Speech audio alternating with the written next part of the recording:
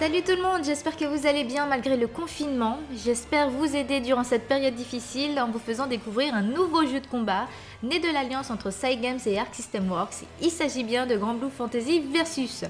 On l'attendait déjà depuis bien longtemps, en tout cas moi il m'avait donné l'eau à la bouche lorsque je l'avais testé à l'Open Beta et il est enfin là, sorti officiellement en version française sur PS4. Parce que oui, il n'est pas sorti à la même date partout dans le monde. Malheureusement, il est sorti en Asie en début février, puis sur PC en mi-mars, et enfin le 27 mars sur PS4 en version française. En tout cas voilà, le jeu il est bien là, et je vous ai concocté un test et un guide pour débuter dans le jeu pour l'occasion. C'est parti!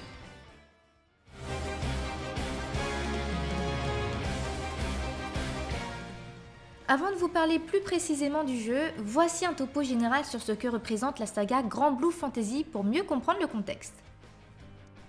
Avant d'être un jeu de combat, la saga Granblue Fantasy c'est avant tout un jeu mobile développé par Cygames en 2014 et qui comptait en 2018 près de 24 millions de joueurs. Cygames est une boîte spécialisée dans les jeux mobiles et Granblue Fantasy est leur principale série. Ils ont aussi créé Shadowverse qui a bien marché et en 2018 ils ont frappé fort en faisant un partenariat avec Nintendo pour créer Dagalia Lost sur mobile. Comme ils ont réussi à avoir une sacrée base de fans avec Granblue Fantasy, Cygames a décidé d'adopter une stratégie transmédia pour que la saga touche un plus large public et perdure sur le long terme.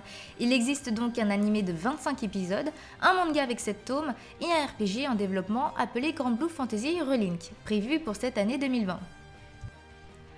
Et depuis 2017, Cygames prépare son entrée dans l'e-sport jeu de combat et a frappé fort en sponsorisant l'équipe Beast, celle du fameux champion Daigo Umehara, accompagné de joueurs internationaux prestigieux. Mais la compagnie a décidé de mettre fin à tout ça au 1er mars 2020 suite au lancement de Granblue Fantasy Versus pour éviter d'éventuels conflits d'intérêts. Et oui, compliqué en termes éthiques de sponsoriser une équipe alors qu'il y a une ligue e-sport autour d'un jeu qu'ils ont eux-mêmes créé. Granblue Fantasy Versus a d'ailleurs réussi à se faire une place dans le line-up principal de l'Evo, alors qu'un jeu comme Mortal Kombat 11, sorti il y a un an seulement, n'y est déjà plus. En somme, Cygames veut avoir une place bien définie dans le monde de l'e-sport jeu de combat et intéresser des joueurs qui ne sont pas encore familiers avec la saga. Mais bien sûr, pour attirer et les fans de jeux de combat et les fans de Granblue Fantasy non adeptes de versus fighting, il faut un jeu le plus fidèle possible à la saga, avec un gameplay accessible mais tout de même nerveux et jouissif. Et pour cela, ils ont fait appel au studio de développement Arc System Works, qu'on connaît déjà bien pour leur travail incroyable sur Guilty Gear, BlazBlue et Dragon Ball FighterZ. On en arrive donc maintenant à la partie où on va parler de ce qui nous intéresse le plus, le jeu Granblue Fantasy Versus.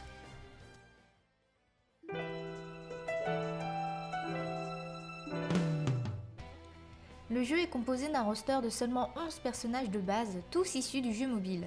Il faudra donc s'approvisionner en DLC si on veut compléter la liste. Bien qu'il y ait peu de personnages, chacun a un design et charisme bien à lui avec un gameplay unique. Vous ne devrez pas avoir de mal à trouver votre bonheur. Vous aurez le choix entre un gameplay simple, basique et efficace avec des personnages principaux comme Gran ou Catalina, ou bien des personnages qui gèrent bien la distance comme Ferry et Metera. Vous avez aussi des personnages bien robustes comme Ladiva ou Vaseraga, qui au passage est vraiment la fusion de Nightmare et Zasalamel de Soul Calibur. Ou encore Lowen, qui est le perso complètement what the fuck du jeu. À coup sûr, c'est le perso de Mister Karaté, tant il a de filouterie. Ou si vous aimez les beaux gosses ultra charismatiques, eh bien vous avez votre dose avec Lancelot et Perceval. En tout cas, c'est eux qui font chavirer mon cœur. Passons maintenant à l'interface du jeu en combat. Vous avez la barre verte qui est la barre de vie, et juste en dessous, il y a la barre de super, aussi appelée la barre de Skybound. Elle se remplit à force d'attaquer ou d'encaisser des coups, quand on se rapproche de l'adversaire et quand on utilise des coups spéciaux. Elle permet donc de faire les supers de votre personnage. Ensuite, vous avez les icônes de compétences. À l'image du MMORPG ou certains jeux mobiles, vous avez un cooldown après avoir utilisé vos coups spéciaux, c'est-à-dire que vous devez attendre que vos attaques se régénèrent avant de pouvoir les réutiliser. Et c'est là toute la différence de Granblue Fantasy Versus par rapport à d'autres jeux de combat 2D plus classiques. Habituellement, on utilise souvent une partie de la barre de super pour faire des coups spéciaux. Ici, pas d'utilisation de barre. Il va falloir s'armer de patience et attendre le cooldown pour faire ses coups spéciaux. Vous vous en douterez, le cooldown est différent en fonction de la puissance du coup. Et c'est là toute l'originalité mais aussi la difficulté de ce système. Il faut bien savoir quand les compétences sont disponibles afin de faire les combos les plus optimisés possibles avec ce qu'on a. Passons maintenant aux différentes commandes du jeu. Vous avez le L comme light pour les coups légers, M comme medium pour les coups moyens et H comme heavy pour les coups forts. U comme unique attack, AB comme attack button qui permet de faire vos coups spéciaux et vous avez aussi un bouton G pour la garde. Pour aller plus en détail, l'attack button c'est le bouton de compétence. C'est un raccourci permettant d'utiliser les coups spéciaux de votre personnage. Le coup varie en fonction de la direction que vous utilisez en même temps et comme vous le voyez dans les icônes de compétences, vous avez des flèches et cela correspond à la direction que vous devez faire pour faire ce coup en particulier. Donc par exemple, vous allez faire avant plus AB ou arrière plus AB ou bas plus AB. Ayez bien à l'esprit que c'est un raccourci pour faciliter les commandes à des joueurs débutants qui ne sont pas familiers avec les manipulations à quart de cercle. Il y a donc bien des avantages à utiliser cette touche. Le cooldown de vos coups spéciaux seront bien plus longs que si vous effectuez les coups avec des commandes avancées. Si vous êtes plutôt débutant, ne vous en faites surtout pas. Vous pouvez faire des combos très simplement grâce au système d'auto-combo. Par exemple, vous pouvez vous rapprocher près de votre adversaire, faire un auto-combo en appuyant plusieurs fois sur la même touche, par exemple Light 3 fois, donc LLL, puis faire un coup spécial avec la touche AB pour terminer. D'ailleurs, petite astuce en mode entraînement, n'oubliez pas de vérifier que vos combos soient garantis avec une option toute simple. Allez dans les options, puis allez dans la catégorie adversaire, puis dans garde de l'adversaire et mettez après le premier coup. Ainsi, l'ordinateur se mettra en garde après que le premier coup est touché et s'il ne peut pas mettre sa garde durant tout votre combo, c'est qu'il est bien garanti. Ensuite, nous avons l'attaque Overhead, c'est un coup qui passe par-dessus la tête et donc touche les personnages en garde basse. Soit vous le faites en appuyant le bouton M+H, soit vous utilisez le raccourci pour ça dans les options. C'est efficace contre ceux qui restent accroupis, mais c'est aussi utile pour esquiver une chope. Pour faire les chopes, il faut appuyer soit L plus U, soit L plus M. Vous pouvez aussi faire une chope en arrière en faisant simplement arrière plus chope et envoyer l'adversaire derrière vous. Les chopes sont aussi possibles en l'air, donc n'hésitez surtout pas à en faire contre des adversaires qui sautent souvent. Il existe aussi une mécanique de super saut en appuyant en bas puis rapidement vers le haut.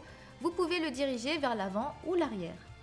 Et enfin, vous avez le Skybound Art qui est tout simplement la super de votre personnage que vous pouvez effectuer dès lors que votre jauge est à 100%.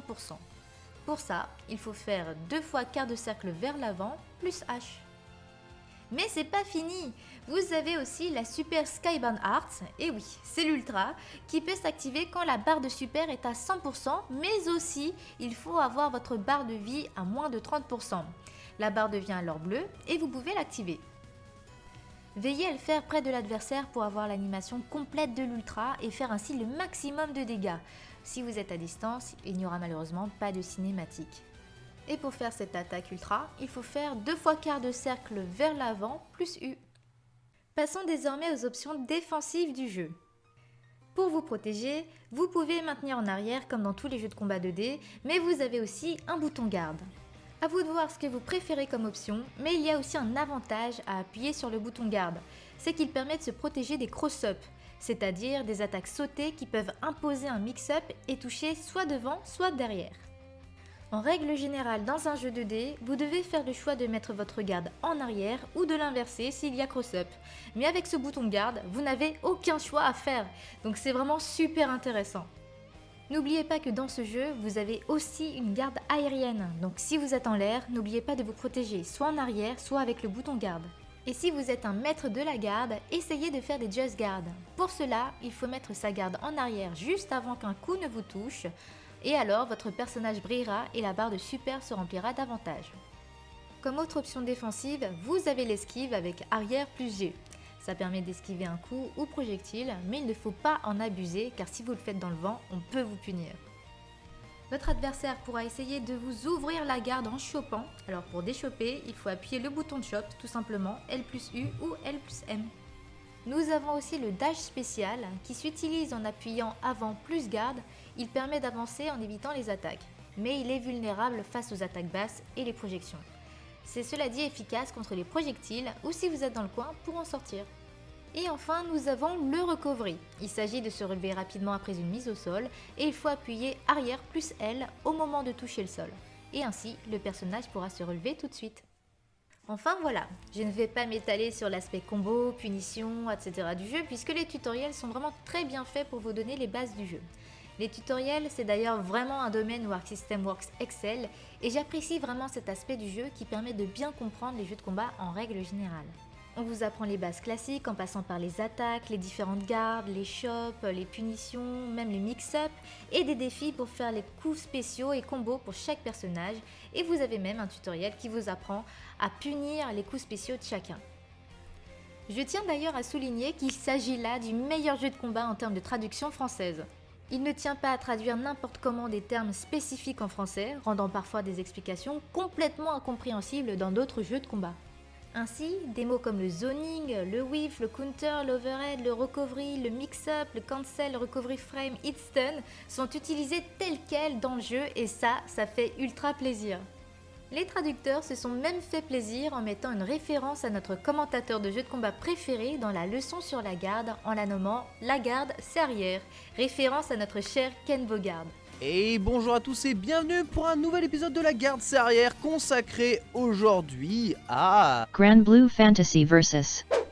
Petite remarque concernant les notations du jeu, ça vous sera bien utile pour ceux qui vont faire les modes défis ou qui vont s'entraîner ou regarder des vidéos sur YouTube. Vous pouvez modifier dans les options la façon dont vous voulez que les coups s'affichent. Soit vous les mettez en commande simple adaptée à votre console, donc par exemple si vous êtes sur PS4, ce sera avec carré, triangle, rond ou croix. Soit vous laissez la notation du jeu, à savoir L, M, H, U, etc. Et ce sera plutôt utile si vous allez sur les Discord regarder les combos des joueurs ou si vous allez regarder des vidéos YouTube. C'est ce langage international que les joueurs utiliseront. Et ensuite, vous pourrez aussi changer la façon dont les compétences sont affichées, soit en simplifié, soit en avancé, soit avec le nom des attaques, etc. Une fois que vous êtes à l'aise avec les commandes simplifiées, je vous recommande vivement de mettre l'affichage en commande avancée. Car comme je vous l'ai expliqué précédemment dans la vidéo, jouer avec des commandes avancées vous permet de ne pas avoir de pénalité de temps de cooldown, ce qui est un atout majeur au niveau compétitif. Donc si vous le pouvez, n'hésitez surtout pas à retirer les commandes simples de vos habitudes pour être le plus efficace possible. Parlons maintenant davantage du contenu solo. C'est un point important, surtout lorsqu'on n'a pas pour objectif d'être un joueur très compétitif, mais qu'on veut juste profiter de l'univers du jeu.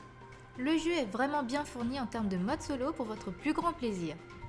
Le mode RPG permet de vivre l'histoire du jeu à travers de multiples chapitres avec 5 îles à explorer, de multiples quêtes permettant de gagner des récompenses, que ce soit en contenu du jeu comme des illustrations à débloquer dans la galerie, ou bien des items permettant d'améliorer vos armes dans la personnalisation du mode. Vous aurez aussi des missions régulières à faire pour gagner des items. Le mode RPG sert aussi de tutoriel en vous apprenant des bases de jeu de combat au fur et à mesure de l'aventure. Tout est fait pour passer un bon moment en tant que fan de Grand Blue Fantasy ou en tant que fan de jeux de combat souhaitant en découvrir davantage sur l'univers de la saga. Comme autre mode solo, j'apprécie particulièrement le mode encyclopédie. Il permet d'en découvrir davantage sur les personnages, les stages, les armes, les coups spéciaux des persos, mais c'est aussi un véritable encyclopédie des termes utilisés dans les jeux de combat. Et du coup, vous avez des explications sur ce que sont les tick throw, le fusillade, le meaty, les take trap. Donc c'est vraiment très utile pour tous les joueurs qui veulent apprendre ces termes. Et enfin pour le fanservice, il y a aussi le mode galerie avec des illustrations, des musiques et des cinématiques à débloquer grâce au mode RPG et arcade. Et vous pouvez aussi en acheter certaines grâce au fait d'armes que vous cumulez. D'ailleurs, en débloquant des artworks, vous pourrez découvrir des notes intéressantes et rigolotes de personnes travaillant chez Cygames. Ils nous partagent leurs impressions sur les personnages et leur travail dans la boîte.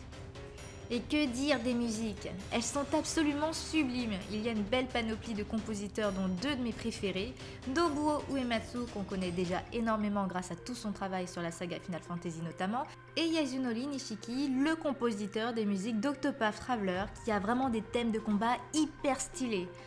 Y a pas à dire, Cygames a décidément vraiment mis les moyens.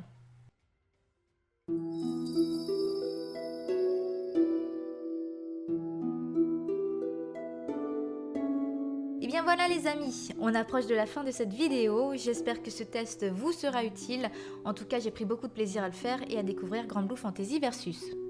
Le seul truc que je lui reproche et qui fait sans doute déjà gueuler beaucoup de joueurs, c'est le peu de personnages disponibles, mais surtout l'invasion de Season Pass qui arrive alors que le jeu vient tout juste de sortir en physique en Occident.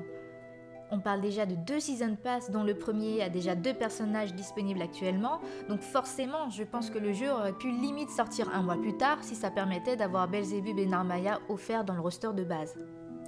Le jeu il est vraiment canon, graphiquement il claque, les musiques elles déchirent, les personnages ont un charisme de fou, donc ce serait vraiment dommage de faire fuir les joueurs avec des politiques de Season Pass vraiment moyennes.